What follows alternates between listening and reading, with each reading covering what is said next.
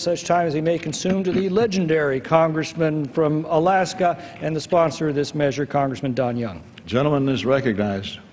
Thank you, Mr. Chairman. I thank my chairman, Mr. McClintock, the ranking member, for her work on this legislation. And much has been explained about it. This is a good piece of legislation.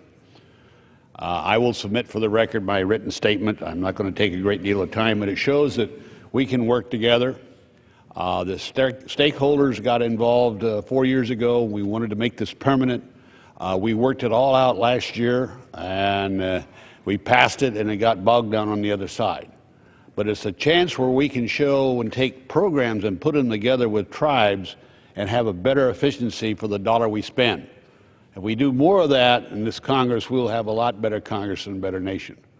This is a small minority group that's done well on these programs, and it's not a new law. In 1992, I was here when we passed it. We'd like to see the fruition of the work put together by Mr. Goodlatte, Mr. Bishop himself.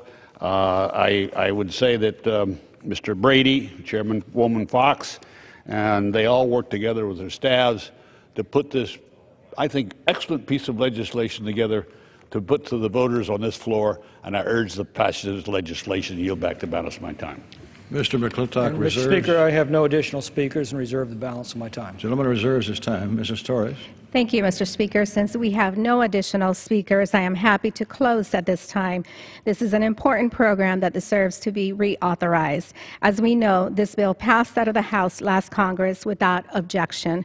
I look forward to continuing to work with Mr. Young at finding other pieces of legislation that we can work on a bipartisan level. I urge my colleagues to support this bill, and I yield back the remainder of my time.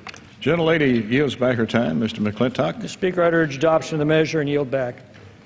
Gentleman yields back. The question is, will the House suspend the rules and pass the bill H.R. 228 as amended? Those in favor say aye. Those opposed, no.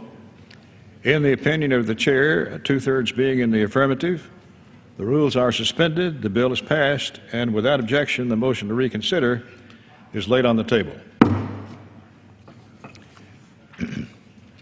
For what purpose does the gentleman from California